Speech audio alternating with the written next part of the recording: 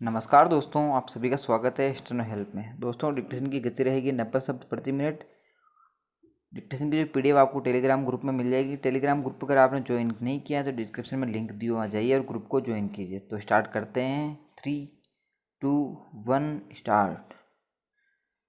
चक्रवात ताउते गोवा से लेकर कर्नाटक, महाराष्ट्र और गुजरात के तटीय इलाकों में भारी तबाही मचाता हुआ निकल गया है।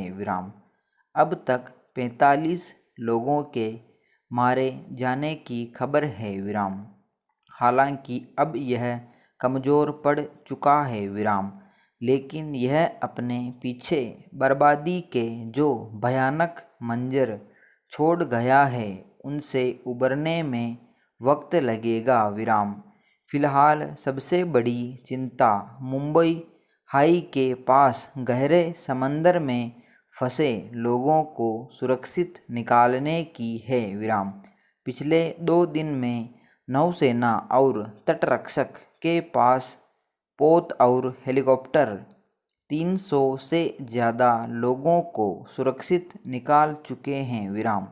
22 लोगों के शव मिल चुके हैं। पर अभी भी 62-65 लोगों की कोई खबर नहीं मिली है। ये सब वे लोग हैं जो मुंबई हाई के तेल के कुओं पर काम करते हैं और वहीं जहाज़ों जो बजरे कहलाते हैं में रहते हैं। जब ये बजरे ताउते की चपेट में आ गए तो इनसे लोगों को सुरक्षित निकालना नौसेना और तटरक्षक के लिए भी कठिन चुनौती बन गया। हालांकि नौसेना के पोत अत्याधुनिक तकनीक और सुरक्षा उपकरणों से युक्त होते हैं और बड़े बड़े तूफानों को झेलने की ताकत रखते हैं। लेकिन कुदरत के कहर का अंदाज़ा किसी को नहीं होता। चक्रवाती तूफान से अरबों खरबों का नुकसान होना जाहिर सी बात है। ऐसी आपदाओं में लोगों को जो खोना पड़ता है उसे फिर से जुटाने में वक्त लगता है। इसमें कोई शक नहीं कि ऐसी आपदाओं का सबसे ज़्यादा शिकार भी गरीब ही होता है। छोटे मोटे काम करने वाले अधिसंख्य लोग ऐसी आपदाओं में काफ़ी कुछ खो बैठते हैं। तटीय इलाकों में रहने वालों की आजीविका मछली पालन, नारियल की खेती और पर्यटन आदि पर ही निर्भर होती है। आसपास के ज़्यादातर घर भी कच्चे ही होते हैं।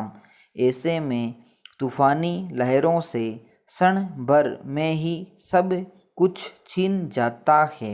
पैरा देश की महिलाएं अब खेती बाड़ी से आगे बढ़कर अंतरिक्ष तक अपनी उपस्थिति दर्ज करा रही है।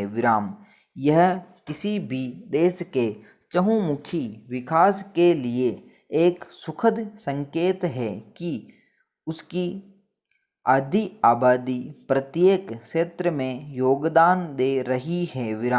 यह बात हालांकि किसी व्यक्ति के योगदान की क्षमता उसकी शारीरिक अवस्था पर भी निर्भर करती है। यह बात स्त्रियों पर और विशेष रूप से लागू होती है क्योंकि एक तो उन्हें घरेलू कामों में भी अपनी ज़्यादा भागीदारी करनी होती है और दूसरे माहवारी के समय स्त्रियों के सेहत को लेकर किए जाने वाले कई दावे उनकी क्षमता पर बहस छेड़ते हैं।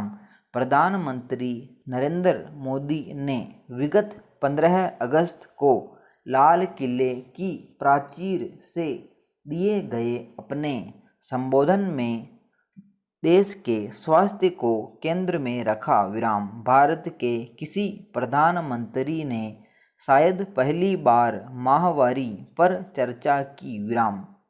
भारत जैसे देश में जहां यह शब्द और प्रक्रिया टैबू हो, वहां के प्रधानमंत्री द्वारा इस पर बात करना एक सुखद संदेश है विराम।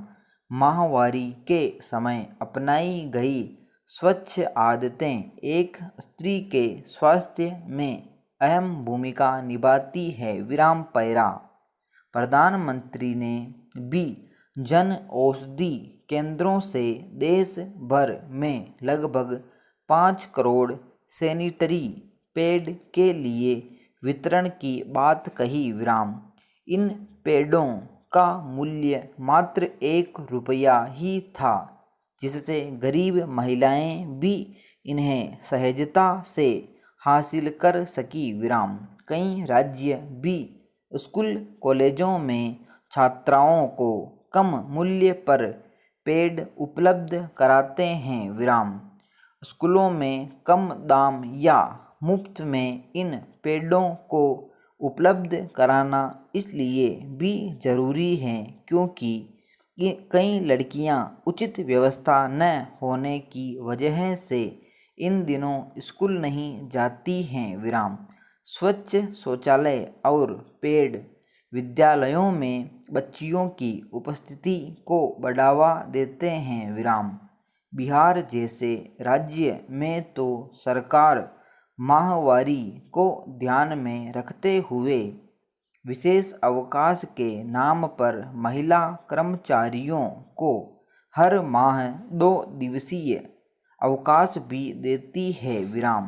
प्रदेश में कुछ निजी कंपनियों ने भी अपनी महिला कर्मचारियों के लिए कुछ ऐसी ही व्यवस्था आरंभ की है विराम। उन्होंने महिला कर्मचारियों को 1 साल में माहवारी के नाम पर 10 पेड छुट्टियां देने की घोषणा की है विराम। समाप्त। दोस्तों, ये थी डिक्टेशन 7 मिनट 4 सेकंड की। काफ़ी शानदार डिक्टेशन है, काफ़ी अच्छे शब्द इसमें आए हैं।